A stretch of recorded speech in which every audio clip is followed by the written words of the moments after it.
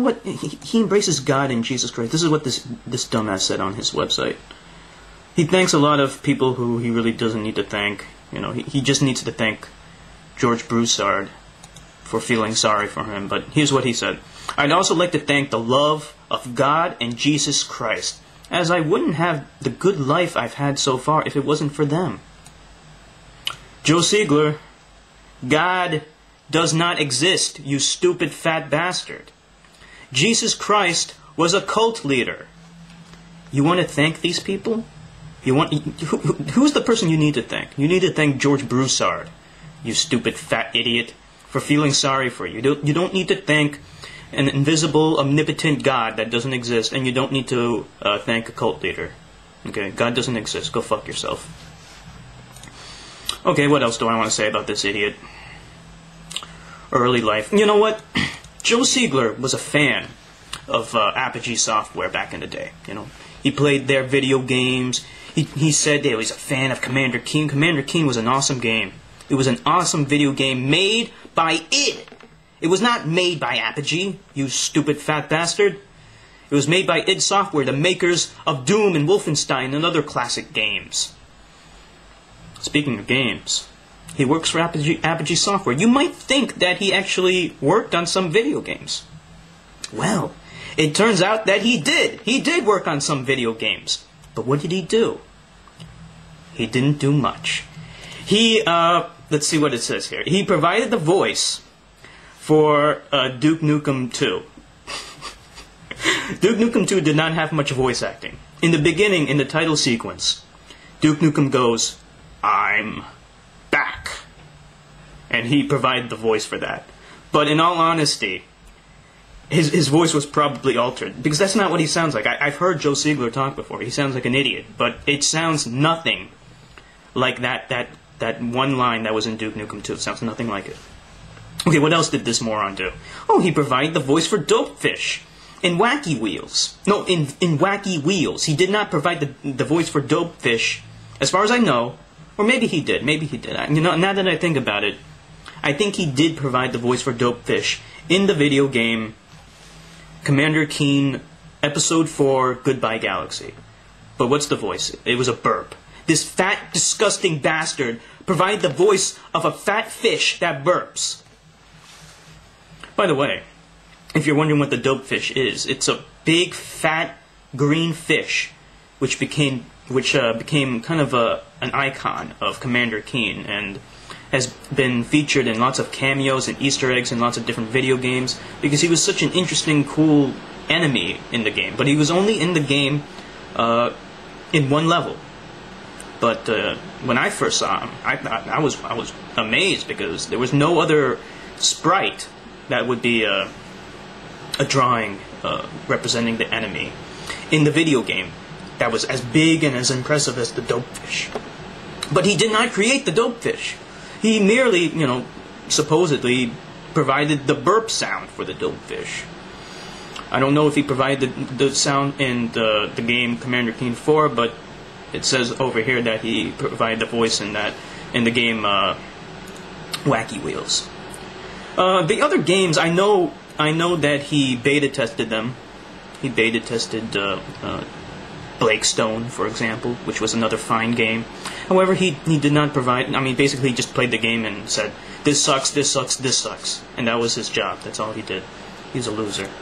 Okay, what else did he work on? Okay, here's his claim to fame.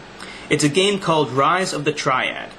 Rise of the Triad was a video game that was intended to be the sequel to Wolfenstein. However, the dumbasses at Apogee at the time did not have the brains to know that they did not have the rights to make a sequel to a game that they didn't make. They published Wolfenstein. Okay, they published Wolfenstein, but they did not develop it. id Software developed Wolfenstein. You cannot create a sequel to a game that you did not develop, nor do you own the intellectual property to. You stupid idiots. The game was supposed to be called Wolfenstein Rise of the Triad. Since they did not have the rights to make it, they decided to drop all references to Wolfenstein and just call it Rise of the Triad. Now, what was Joe Siegler's involvement with this video game? Was it sophisticated programming, which involves a lot of math and C++ know-how? Did he create graphics using his artistic abilities? No. By the way, if you're wondering what college, I think he went to NJIT. I think he went there, but he was kicked out, or he dropped out because of his GPA was so bad. It was so low that either he dropped out or he was kicked out because he was so stupid. And I don't know how he got involved with technical businesses after that. I think after that he worked for CompuServe.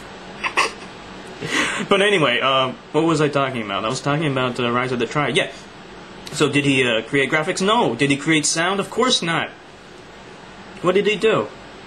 He created levels. He developed levels. He was a level designer. Ooh, that sounds so important. No, not that important. He used developer tools created by smarter people, and he used them. Okay, he didn't implement anything. He used those developer tools and created levels. Any idiot can do that, okay? There's so many user-made levels out there. As long as you have the tools, you can make them. So he required no intelligence, and that's it. That was the only game that he ever actually did, like, semi-real work on. That was the only video game. He didn't do anything else other than that. Okay. Now, what else do I want to say about this guy? Well, you know, he's really full of himself. He actually has an IMDb page. You know who makes these pages? The guys themselves, usually, especially if they're not very important. And of course, you know, Joe Siegler is not very important at all. So it's like filmography. And then it says like a bunch of video games where he did the voices for. Hyperspace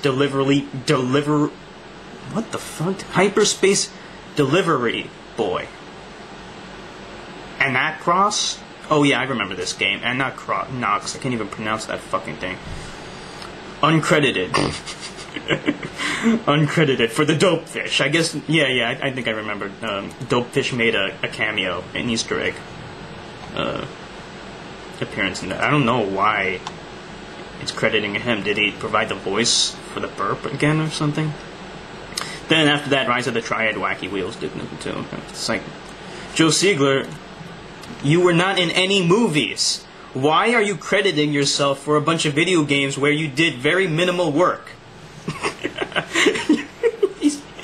He credited himself for almost nothing. He made this page. He made it himself because he has no life. He has nothing else to do. I mean, he works at 3D Realms. What do you think he does there? Okay, and if that wasn't bad enough, at one time, he actually had an article of himself on Wikipedia. Now, in all fairness, he did not make this article. Someone else made it. However, he contributed to it. Now, some guy, and I would have done this myself, but some guy listed this for articles of deletion. I would have done this myself if it wasn't deleted already at the time. I didn't realize that at the time that he actually had an article on Wikipedia. It was first nominated by J. Dorjam for deletion, and this is what he had to say. He's had an interesting career, I suppose, but is simply not notable. Yeah, I agree. He deserves to have his webpage deleted. And then there were like a couple of keeps for some idiotic reason. You know, here's one. Here's one of the keep statements. Keep. Well, I wrote the article, so I would just look silly if I voted otherwise. Smiley face. But there aren't many Wikipedia articles linking to him. But for instance, a Google search for Joe Siegler gives me about 73,500 hits. Blah blah. You know, I thought he was going to say something interesting. The keep justification's just so ridiculous and stupid. Okay, keep another vote.